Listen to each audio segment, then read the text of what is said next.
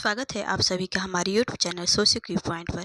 तो आज की इस वीडियो में हम लेकर आए हैं समाजशास्त्र से संबंधित बहुविकल्पीय क्वेश्चन, जो कि आपको समाजशास्त्र से संबंधित सभी एग्जामों में जैसे Bihar state, PPSC, TRE4, net आदि एग्जामों में उपयोगी साबित होगा। तो चलिए आज का वीडियो शुरू करते हैं देर न करते हुए। तो आज का बहुविकल्पीय क्वेश्चन, पहला क्वेश्चन जो है क्या है कि तीन संस्कृतियों, चेतनात्मक संस्कृति, आदर्शवादी संस्कृति और इंद्रपरक संस्कृति की अवधारणा को परिवर्तन के संदर्भ में किसने प्रस्तुत किया है, किसने प्रतिपादित किया है? तो ये करते हैं पिट्रिम सोरोकिन। ऑप्शन ए इसका राइट आंसर हो जाएगा। सोरोकिन ने जो है वो अपने एक पुस्तक, उनकी पुस्तक जो है सोशल एंड कल्चरल डायनेमिक्स, इसमें सामाजिक सांस्कृतिक गतिशीलता का सिद्धांत दिया है, जिसे सीमाओं का सिद्धांत भी बोला जाता है, परिवर्तन के अंतर्निहित स्रोतों का सिद्धांत भी बोला जाता है और स्वाभाविक परिवर्तन के सिद्धांत भी बोला जाता है। तो इन्होंने ही संस्कृतियों को तीन भागों में बांटा था: चेतनात्मक संस्कृति, आदर्शवादी संस्कृति और इंद्रियपरक संस्कृति। तो चलिए अगला क्वेश्चन देख लेते हैं। क्वेश्चन नंबर 2 है कि मैकिम मेरिट ने एक अवधारणा जिसको उन्होंने भारत में सामाजिक परिवर्तन की व्याख्या हेतु अपने सार्वभौमिकरण की अवधारणा के विपरीत रखी थी। तो क्या हो जाएगा? जो मैकिम मेरिट है उन्होंने किशनगढ़ी गांव का अध्ययन किया था, वहाँ पे पाए जाने वाले लघु परंपरा और दीर्घ परंपरा पे अध्ययन किया था। तो उन्होंने इसके विपरीत क्या रखा था? सार्वभौमिकरण के विपरीत स्थानीयकरण। ऑप्शन सी इसका राइट आंसर हो जाएगा। अगला क्वेश्चन है कि गतिशीलता आत्मीयता को कम कर देती है। गतिशीलता जो है आत्मीयता को कम कर देती है तथा व्यक्तियों के मनोसामाजिक अलगाव एवं अकेलापन को बढ़ा देती है। यह कथन किसका है? किसका मानना है कि गतिशीलता जो है आत्मीयता को कम कर देता है तथा व्यक्तियों के मनोसामाजिक अलगाव और अकेलापन को बढ़ा देता है? तो ये मानना है सोरोकिन का। ऑप्शन ए इसका राइट आंसर हो जाएगा। क्वेश्चन नंबर 4 है, इसमें सूची 1 को सूची 2 से मिलाना है। सूची 1 को सूची 2 से मिलाना है। तो इसमें दिया हुआ है चेतन और अचेतन नियंत्रण। चेतन और अचेतन नियंत्रण की बात किसने किया है? तो ये करते हैं कूले। तो पहला का 2 हो जाएगा और बी का क्या हो जाएगा? बी है सकारात्मक और नकारात्मक नियंत्रण, ये किम्बल यंग का है। और प्रत्यक्ष और अप्रत्यक्ष नियंत्रण ये है मैनहीम का, कार्ल मैनहीम। और सत्तावादी और लोकतांत्रिक नियंत्रण ये है लैपियर का। तो इस तरह इसका राइट आंसर जो है क्या हो जाएगा? ए का दूसरा, बी का पहला, यही ए ही इसका राइट आंसर हो जाएगा। ऑप्शन ए इसका राइट आंसर हो जाएगा। क्वेश्चन नंबर 5 है कि अंतर पीढ़ीगत व्यवसायिक गतिशीलता और अंतः पीढ़ीगत व्यवसायिक गतिशीलता संबंधी वर्गीकरण दिया है। किसने? अंतः पीढ़ीगत व्यवसायिक गतिशीलता और अंतः पीढ़ीगत गतिशीलता के बारे में किसने बात किया है? तो ये करते हैं लिपसेट और वेडिक्स। ऑप्शन ए इसका राइट आंसर हो जाएगा। अगला क्वेश्चन है, सांस्कृतिक परिवर्तन में निम्नलिखित में से कौन से श्रेणी क्रम घटित होता है? सांस्कृतिक परिवर्तन में कौन सा घटित होता है? क्रमबद्ध लगाना है। ठीक है, तो इसमें क्या है? ए दिया हुआ है प्रसार, उसके बाद में सात्मीकरण। दूसरा है पर संस्कृति ग्रहण, फिर प्रसार और सात्मीकरण, विपरीत, फिर संस्कृतिकरण। और डी दिया हुआ है प्रसार, पर संस्कृतिकरण और सात्मीकरण। तो क्या हो जाएगा? पहले क्या होता है? प्रसार होता है। पहले संस्कृति के क्या होगा? प्रसार होगा, फिर उसके बाद में पर संस्कृति ग्रहण होगा, उसके बाद में संस्कृतिकरण होगा। तो ऑप्शन डी इसका राइट आंसर हो जाएगा। अगला क्वेश्चन देखते हैं। अगला क्वेश्चन है कि निम्न में से कौन सा क्रम कार्ल मार्क्स द्वारा प्रतिपादित सामाजिक परिवर्तन की प्रक्रिया का सर्वोत्तम द्योतक है? कार्ल मार्क्स ने सामाजिक परिवर्तन के कौन कौन से क्रम बताए हैं, ये हमें बताना है।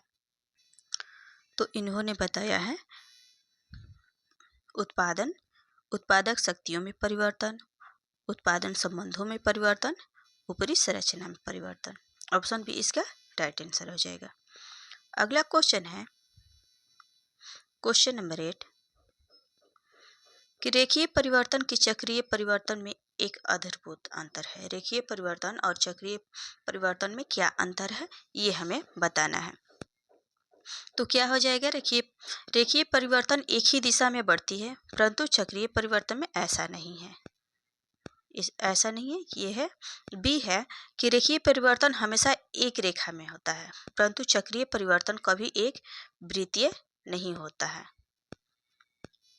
सी है रेखीय परिवर्तन का स्रोत केवल बाहरी होता है, परंतु चक्रीय परिवर्तन का स्रोत आंतरिक होता है। और डी है उपयुक्त में से कोई नहीं। तो इस तरह इसका राइट आंसर जो है क्या हो जाएगा, इसका राइट आंसर ऑप्शन ए हो जाएगा। रेखीय परिवर्तन एक ही दिशा में बढ़ता है, परंतु चक्रीय परिवर्तन में ऐसा नहीं होता है। वो क्या होता है, वो जहाँ से शुरू होता है फिर आकर के वहीं पे उसका अंत हो जाता है चक्रीय परिवर्तन में। यानी कि यहाँ से शुरू होता है और फिर यहीं पे अंत हो जाता है। जैसे कि फैशन हो गया, अलौकिक शक्तियों में विश्वास हो गया, वेशभूषा, ये सब चक्रीय परिवर्तन के उदाहरण हैं। अगला क्वेश्चन है विचारकों का कौन सा समूह सामाजिक परिवर्तन के चक्रीय सिद्धांत से संबंधित है। इन सारे समूहों में कौन सा समूह ऐसा है जो चक्रीय सिद्धांत से संबंधित है। तो कौन हो जाएंगे, सोरोकिन, पेरेटो और डायनाबी। ये चक्रीय सिद्धांत से संबंधित है। तो ऑप्शन सी इसका राइट आंसर हो जाएगा। अगला क्वेश्चन है कि यह किसने कहा है कि समाज अनिश्चित, असंबद्ध, सजातीयता से निश्चित सजातीयता और विजातीयता की ओर जाता है। तो ये स्पेंसर कहते हैं। ऑप्शन बी इसका राइट आंसर हो जाएगा। अगला क्वेश्चन है कि निम्नलिखित कृषक आंदोलनों पर विचार कीजिए कि कौन सा पहले इसमें कृषक आंदोलन बताए गए हैं, इसमें से कौन सा कब शुरू किया गया था, इसे बताना है, क्रमबद्ध करना है। तो चंपारण सबसे पहले क्या है, नक्सली आंदोलन। नक्सली आंदोलन कब होता है, तो 1967 में। कितने में, 1967 में। जबकि खेड़ा आंदोलन होता है 1918 में। 1918 में।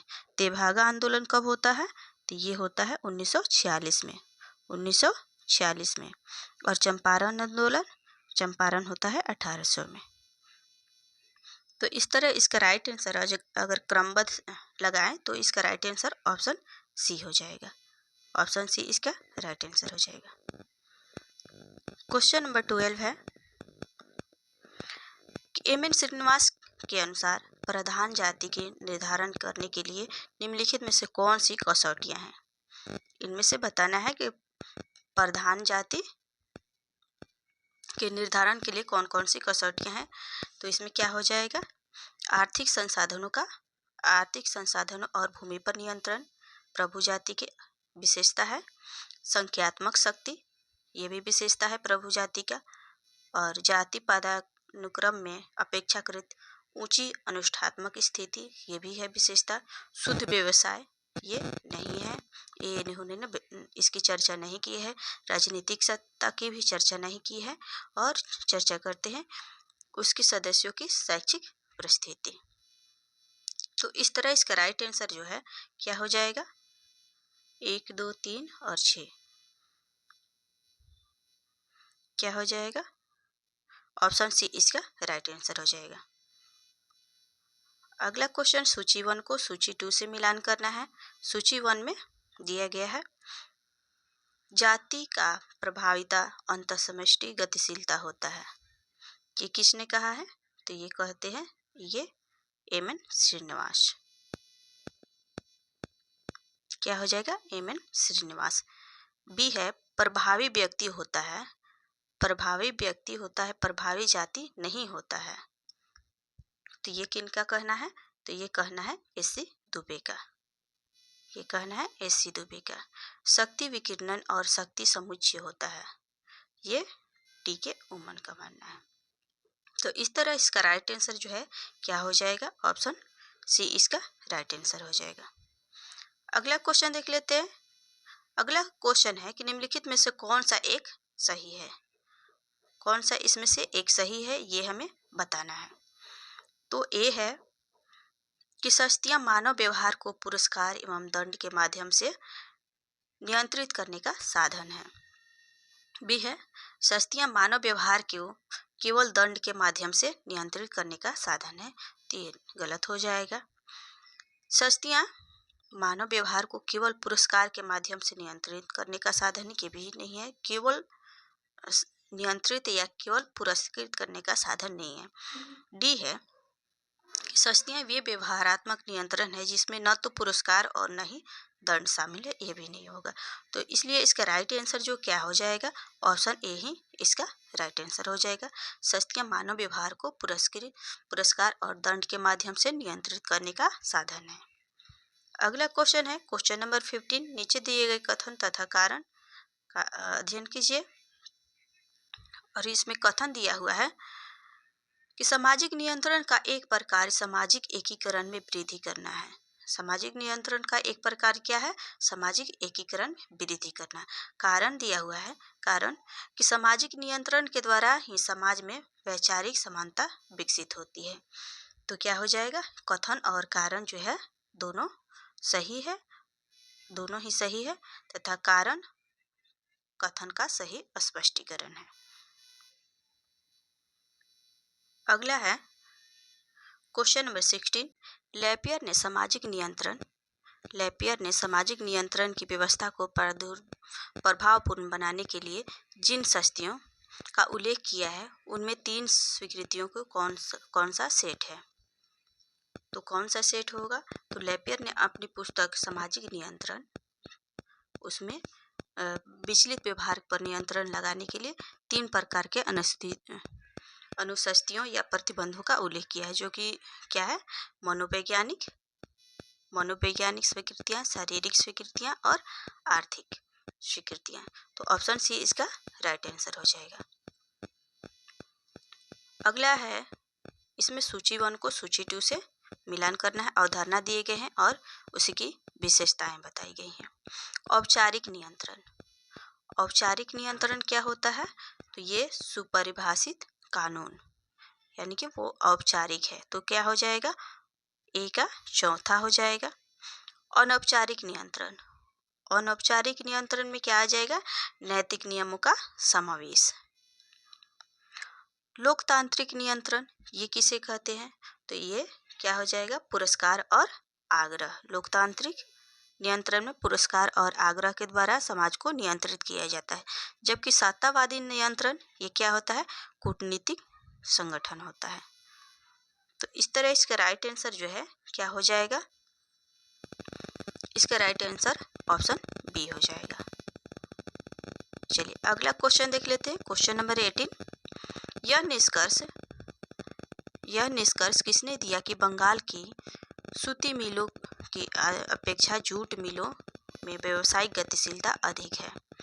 किसने दिया था, तो ये देते हैं Mukherjee, R.K. Mukherjee. Option B इसका राइट आंसर हो जाएगा।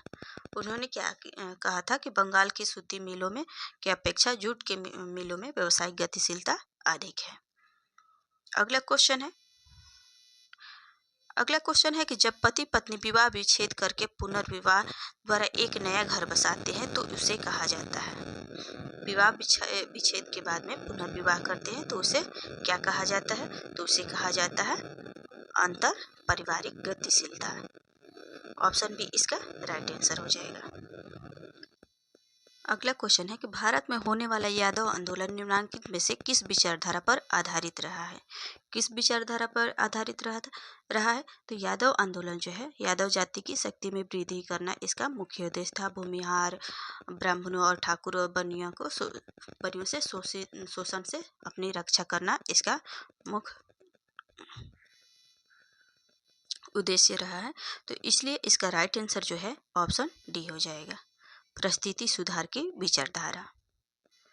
क्वेश्चन नंबर 21 है, नीचे दिए गए कथन तथा कारण पर विचार करें और कूट में से सही उत्तर का चयन कीजिए। कथन दिया हुआ है कि सामाजिक गतिशीलता के संदर्भ में अवधर्मांतरण की सीमित महत्व रह गया है। सामाजिक गतिशीलता के संदर्भ में अवधर्मांतरण का सीमित महत्व रह गया है। कारण यह है कि सामाजिक परिस्थिति में परिवर्तन लाने में अब बेहतर विकल्प उपलब्ध हैं, इससे ज़्यादा बेहतर विकल्प उपलब्ध है। तो कथन और कारण दोनों ही सही है और कथन जो है कारण की सही व्याख्या है। चलिए अगला क्वेश्चन देख लेते हैं। क्वेश्चन नंबर 22 है कि उस कारक को इंगित कीजिए जो जनसंख्या के घनत्व को प्रभावित नहीं करता है। यहाँ पे प्रभावित करता है नहीं पूछ रहे, नहीं इसमें बताना है। तो क्या होता है? प्रदूषण, जलवायु, भूमि का बनावट और भूमि की उर्वरता। तो जनसंख्या किस जगह पे ज़्यादा रहेगी? जहाँ पे जलवायु अच्छा रहेगा, भूमि की बनावट अच्छा रहेगा या भूमि की उर्वरता अच्छा या खराब कुछ भी हो, ये प्रभावित करता है जनसंख्या घनत्व को। मतलब घनत्व वहाँ पे कम रहेगा या ज़्यादा रहेगा। जलवायु भी प्रभावित करता है, भूमि का बनावट भी और भूमि का उर्वरता। लेकिन प्रदूषण से इसका कोई लेना देना नहीं होता है। ऑप्शन ए इसका राइट आंसर हो जाएगा। अगला क्वेश्चन है कथन एवं कारण से दिए गए हैं। कथन है एक आर्थिक कारक के रूप में श्रम विभाजन से सामाजिक एकता में वृद्धि होती है। ये किसका मानना था? इमाइल दुर्खिम का। तो कारण है कि श्रम विभाजन से जैसे जैसे विशेषीकरण बढ़ता है सभी व्यक्तियों के एक दूसरे पर निर्भरता बढ़ने लगती है। तो बिल्कुल सही है। तो कथन और कारण दोनों ही सही होगा और आर ए की सही व्याख्या। ऑप्शन ए इसका राइट आंसर हो जाएगा। अगला क्वेश्चन है, इसमें अधिनियम दिए गए हैं और उसके पारित होने का वर्ष दिया गया है। तो कौन सा? इसमें दिया है कारखाना अधिनियम। कारखाना अधिनियम कब लागू हुआ था? तो 1948 में। ए का हो जाएगा 3। बंधुआ श्रम उन्मूलन अधिनियम ये कब हुआ था? 1976 में। कितने में? 1976 में। अस्पृश्यता अधिनियम ये कब लागू हुआ था? ये 55 में हुआ था, 1955 में। कर्मचारी भविष्य निधि अधिनियम ये कब हो जाएगा? तो ये हो जाएगा 1952 में। तो इसलिए इसका राइट आंसर जो है क्या हो जाएगा? इसका राइट आंसर ऑप्शन सी हो जाएगा। चलिए अगला क्वेश्चन देख लेते हैं। अगला क्वेश्चन है कि भारत में स्वतंत्रता के बाद समाज कल्याण के क्षेत्र में अनेक प्रयत्न किए गए। कूट में दिए गए उत्तरों में से सही क्रम का चयन कीजिए। इसमें से बताना है कि कौन सा अधिनियम सबसे पहले हुआ था, उसके बाद में कौन सा हुआ था, इस क्रम में हमें आंसर देना है। तो क्या हो जाएगा? सबसे पहले कौन आता है? तो सबसे पहले आता है श्रमिकों के कार्य की दशाओं में सुधार, यानी कि कारखाना अधिनियम। कारखाना अधिनियम 1948 में बना था। उसके बाद में क्या आता है? अस्पृश्यता उन्मूलन।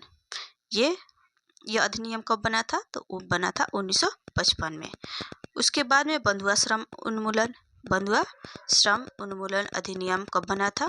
तो 1976 में बना था। तो राइट आंसर ऑप्शन डी हो जाएगा। अगला क्वेश्चन है कि वह आंदोलन जो अपेक्षा करता है कि किसी अलौकिक शक्ति के हस्तक्षेप से ही समाज में व्यापक तथा आकस्मिक परिवर्तन आए हैं, उसे क्या कहा जाता है? चमत्कारिक आंदोलन, युगांतकारी आंदोलन, सहस्त्रवादी आंदोलन या पुनर्जीवी आंदोलन। तो क्या कहा जाता है? जो ये मानता है कि समाज में जो परिवर्तन हुए हैं वो किसी न किसी अलौकिक शक्ति के हस्तक्षेप से हुआ है। तो इसे कहते हैं सहस्त्रवादी आंदोलन। ऑप्शन बी इसका राइट आंसर हो जाएगा। अगला क्वेश्चन है क्वेश्चन नंबर 27। निम्नांकित में से सामाजिक नियंत्रण की स्थापना के लिए कानूनों द्वारा कौन सा कार्य नहीं किया जाता है? कानूनों द्वारा कौन सा कार्य नहीं किया जाता है? किस लिए? सामाजिक नियंत्रण की स्थापना के लिए।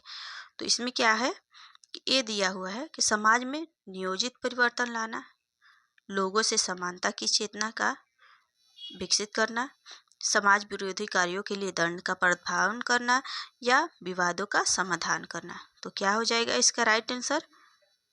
इसमें पूछा हुआ है कि कौन सा नहीं करता है। तो ये समाज में नियोजित परिवर्तन लाता है, ये भी हो जाएगा, ये सही है।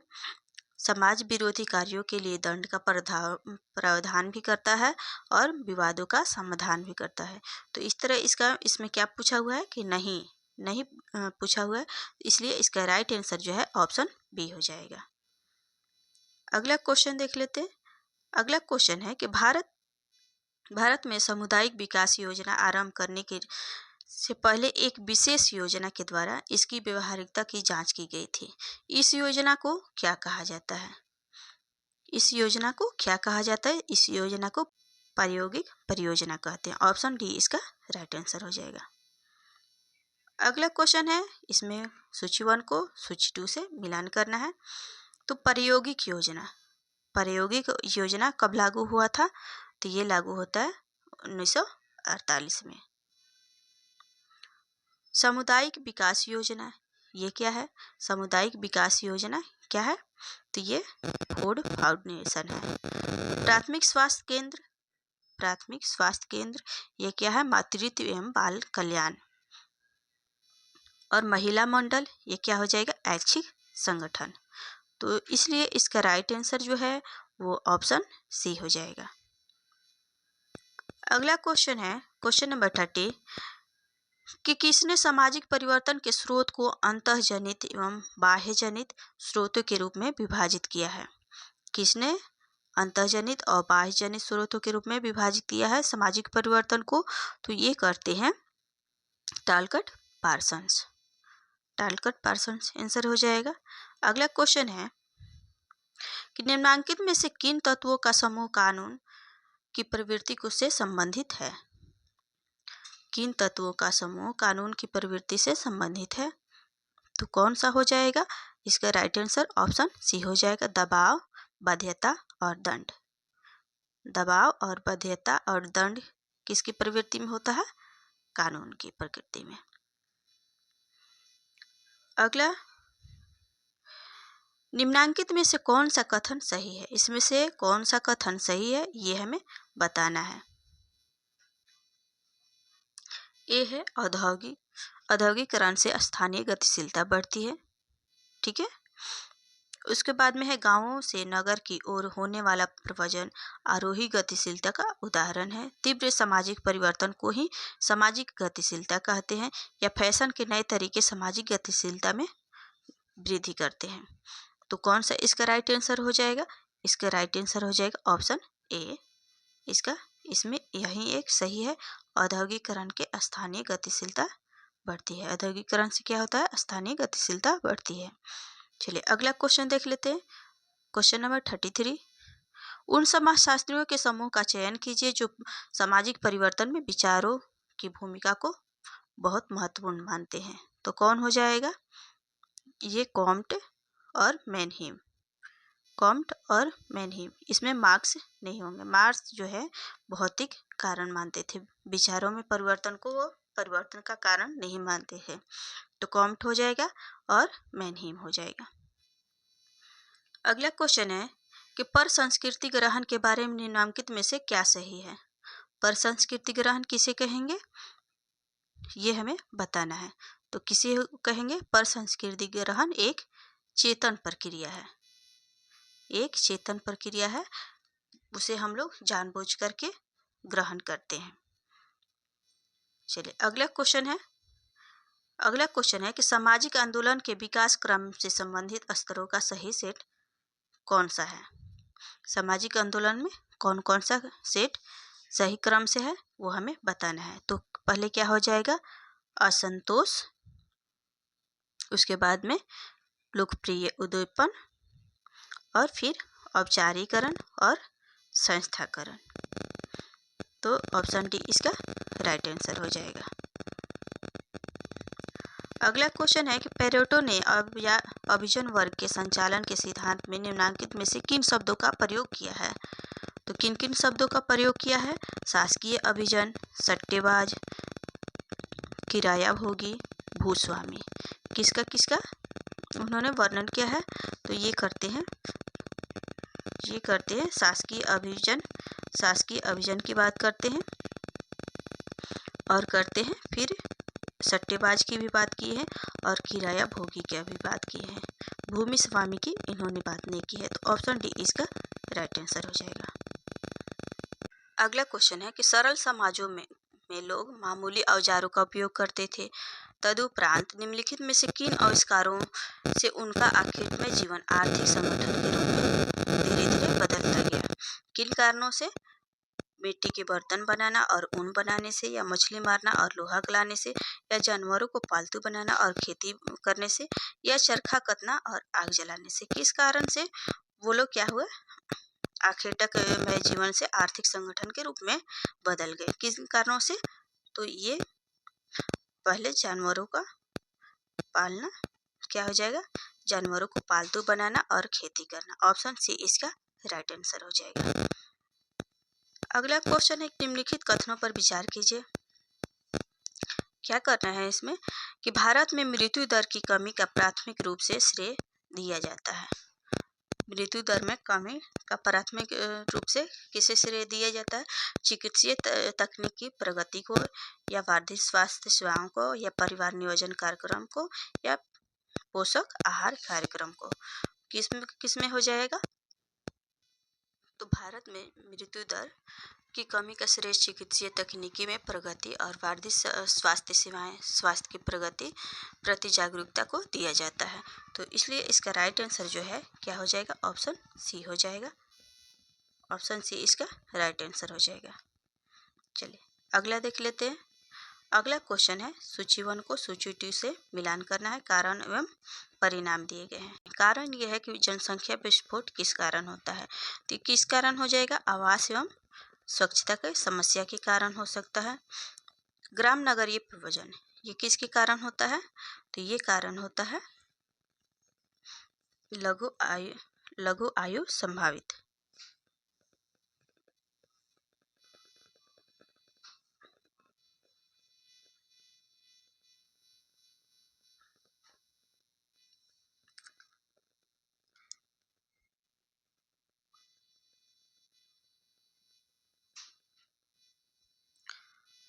क्वेश्चन नंबर 39 में इसमें सूची 1 को सूची 2 से मिलान करना है। कारण दिए गए हैं और कारण का परिणाम बताना है, इसमें मिलान करना है। तो जनसंख्या विस्फोट के कारण क्या समस्या आ सकता है, क्या परिणाम हो सकते हैं उसके? तो आवास एवं स्वच्छता की समस्या आ सकती है, उसका परिणाम हो सकता है। और ग्राम नगरीय प्रवचन से क्या हो सकता है कि लघु प्रति व्यक्ति आय हो सकता है। और निर्भर जनसंख्या की अधिक अनुपात होने से क्या हो सकता है कि राष्ट्र पर आर्थिक भार हो सकता है। और ऊंची मृत्यु दर से क्या हो सकता है? लघु आयु संभावितता। डी का दूसरा हो जाएगा। तो इसलिए इसका राइट आंसर क्या हो जाएगा? इसका राइट आंसर हो जाएगा ऑप्शन डी। ऑप्शन डी इसका राइट आंसर हो जाएगा। चलिए अगला क्वेश्चन देख लेते हैं।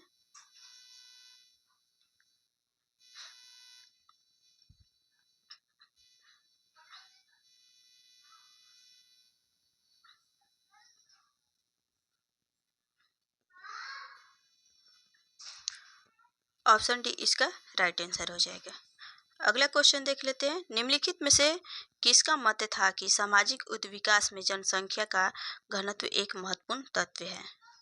किनका मत था कि सामाजिक उद्विकास में जनसंख्या का घनत्व एक महत्वपूर्ण तत्व है?